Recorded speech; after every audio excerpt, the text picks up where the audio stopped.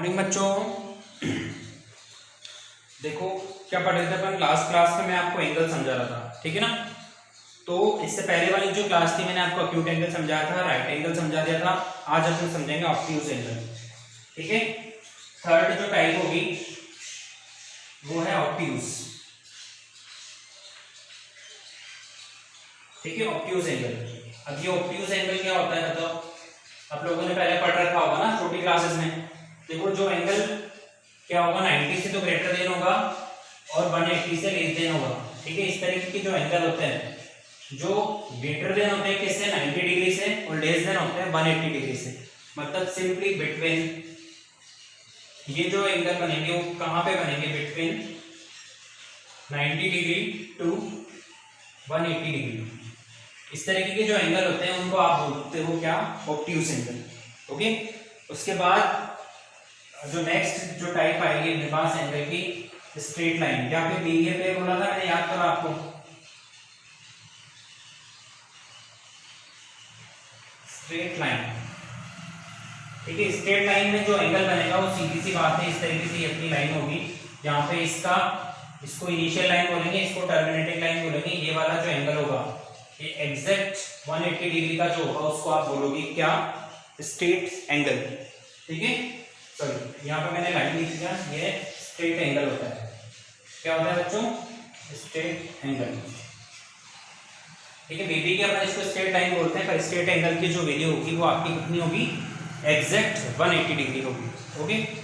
अब नेक्स्ट जो अपने पास एंगल है वो है रिफ्लेक्स एंगल। तो यहाँ पे मैं बना देता हूँ उसको, रिफ्लेक्स एंगल को। जो फिफ्थ टाइप है अपने पास, नेक्स्ट आएगी रिफ्लेक्स एंगल, ओके। अभी रिफ्लेक्स एंगल क्या होते हैं, देखो जो एंगल 180 से ग्रेटर देन होते हैं उनको बोलेंगे अपन क्या, रिफ्लेक्स एंगल। मान के चलो ये अपनी इनिशियल लाइन है यहाँ पर, और ये एंगल यहाँ तक जा रहा है, ठीक है, ये टर्मिनेटिंग लाइन है। तो इस तरीके के जो एंगल बन रहे हैं, ठीक है, देखो यहाँ पर ये इस तरीके से फॉर्म हो रहा है, और मे बी ये 180 से ग्रेटर देन होगा, तो ये वाले जो एंगल होंगे वो 180 टू 360, ठीक है। मतलब रिफ्लेक्स एंगल जो होंगे वो बिटवीन होंगे किसके, यहाँ पे लिख देता हूँ मैं, बिटवीन 180 टू 360 डिग्री। मतलब 180 से 360 के बीच के जो एंगल होंगे उनको आप बोलोगे क्या, रिफ्लेक्स एंगल। तो यहाँ पे मैंने आपको जितने भी स्टार्टिंग में जो बेसिक टाइप होती है किसकी, एंगल्स की, वो मैंने आपको समझा दी, ठीक है। तो सबसे पहला कौन हो गया अपना, एक्यूट एंगल हो गया, उसके बाद राइट एंगल हो गया, उसके बाद ऑब्ट्यूज हो गया जो आज अभी अपन ने देखा यहाँ पे, उसके बाद स्ट्रेट एंगल हो गया, फिर रिफ्लेक्स एंगल हो गया, ठीक है बच्चों। अब यहाँ पे मैं आपको एक चीज और समझा दूं जो बेसिक है अपने लिए, और जो आगे काम आने वाली है। कुछ एंगल जो होते हैं वो कॉम्प्लीमेंट्री एंगल होते हैं, और कुछ जो है वो सप्लीमेंट्री एंगल होते हैं। तो मैं यहाँ पे आपको ये भी समझा देता हूँ कि कॉम्प्लीमेंट्री एंगल और सप्लीमेंट्री एंगल क्या होते हैं। कॉम्प्लीमेंट्री एंगल, देखो कॉम्प्लीमेंट्री एंगल का मतलब क्या होगा कि कोई भी दो एंगल है उनका जो सम होगा वो 90 डिग्री होगा। क्या होगा, sum of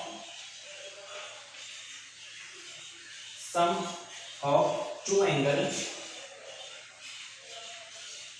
some of two angle is 90 degree, ठीक है। तो उन वाले एंगल को आप क्या बोलोगे, कॉम्प्लीमेंट्री एंगल बोलोगे या कॉम्प्लीमेंट्री एंगल बोलोगे। कैसे, जैसे सपोज ये इस तरीके से एंगल बने हुए हैं, ये इस तरीके से एंगल बने हैं, एक ये वाला एंगल है और एक ये वाला है, ये 1 और ये 2। तो इन दोनों का जो सम होगा, ठीक है, एंगल 1 प्लस एंगल 2, इनका सम होगा वो कितना डिग्री होगा, 90 डिग्री होगा। तो ये 1 जो है वो कॉम्प्लीमेंट्री है किसका, 2 का, और 2 कॉम्प्लीमेंट्री है किसका, 1 का। मतलब ये एक दूसरे के कॉम्प्लीमेंट्री है, ओके। उसके बाद जो नेक्स्ट एंगल है अपने पास वो है सप्लीमेंट्री एंगल, ठीक है। जैसे 90 डिग्री होता है किसके अंदर, कॉम्प्लीमेंट्री के अंदर, वैसे सप्लीमेंट्री में क्या होगा, SU,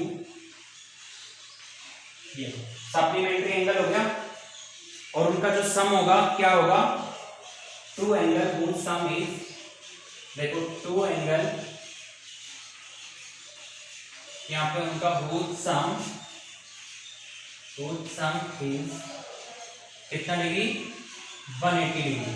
मतलब कोई भी दो एंगल जिनका सम अगर 180 डिग्री होगा तो उनको आप क्या बोलोगे, सप्लीमेंट्री एंगल बोलोगे। सही लिखा है ना मैंने? आप सोच रहे होंगे सर सी ओ एम हटा दिया और सप्लीमेंट्री हो गया है ना, मे बी डेफिनेटली ये ऐसे होता है। तो जैसे मान के चलो ये कोई एंगल है और ये कोई एंगल है, ठीक है। सपोज ये 120 डिग्री है, तो ये वाला एंगल कितने का होगा, ठीक है। अब ये दोनों एंगल अगर सप्लीमेंट्री एंगल है तो ये 120 का है, तो बाकी रिमेनिंग कितने डिग्री का होगा, ये 60 डिग्री का होगा। देखो इन दोनों का सम है वो कितना हो रहा है, दोनों को ऐड करोगे आप तो 180 डिग्री आएगा, नहीं आएगा। तो दोनों एंगल को ऐड करने पर इस तरीके से जो एंगल फॉर्म होते हैं उनको आप क्या बोलोगे, उनको बोलोगे आप सप्लीमेंट्री एंगल। आ रही है बात यहाँ तक समझ में? तो सप्लीमेंट्री एंगल समझ में आ गया। आगे चलें, देखो बहुत सारे एंगल आने वाले हैं अभी अपने पास, तो आपको पैशनेटली इन एंगल के बारे में ध्यान रखते चलना है। डायग्राम आपके माइंड में रखना है कि किसका डायग्राम कैसे बनेगा। मैं नेक्स्ट आपको समझा रहा हूँ। नेक्स्ट जो एंगल है वो एडजेसेंट एंगल है। कौन सा एंगल है? एडजेसेंट।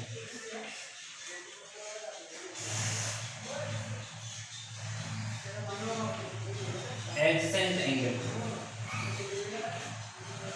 देखो एडजेसेंट एंगल में क्या होगा कि ये इस तरीके से ये कोई एंगल बन रहा है यहाँ पर। पहला एंगल तो ये है, ठीक है, ये वाला फर्स्ट, ठीक है। ये इसकी इनिशियल लाइन है, ठीक है, और ये इसकी टर्मिनेटिंग लाइन है ओबी।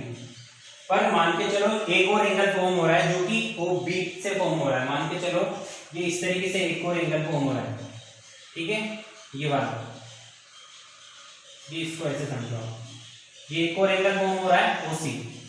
तो ये ओबी लाइन पे फॉर्म हो रहा है, तो इन दोनों की जो कॉमन लाइन है कौन सी होगी, ओबी लाइन कॉमन होगी। तो ये 1 और ये 2 एंगल, इसको सपोज 2 मान लेता हूं, तो ये एंगल 1 और एंगल 2 जो है वो क्या होंगे, एडजेसेंट एंगल होंगे। मतलब ये देखो आप COA एंगल या तो AOC लिखो, ये सम है किसका, एक तो AOB प्लस एंगल BOC। देखो AOB और BOC, B कॉमन हो रहा है इसके अंदर, तो इस तरीके के जो एंगल होते हैं उनको आप क्या बोलोगे, एडजेसेंट एंगल बोलोगे।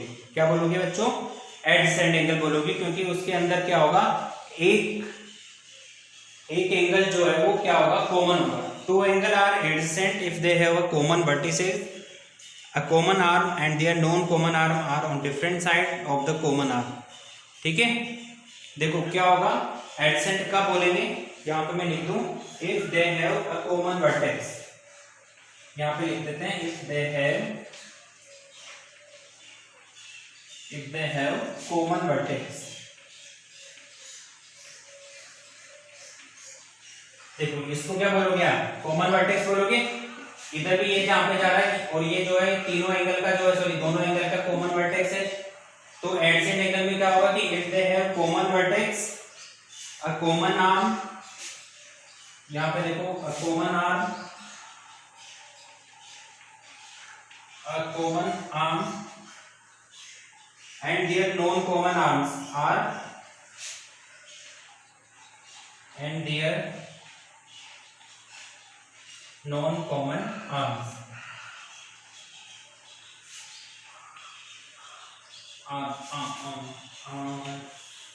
ठीक है। देखो ये तो हो गया वर्टेक्स, ये होगी कॉमन आर्म, ये होगी नॉन कॉमन आर्म। इस तरीके से होगा तो उसको आप क्या बोलोगे, एडजेसेंट एंगल बोलोगे। आगे आपको बात समझ में, एक और एंगल समझा देता हूं मैं आपको।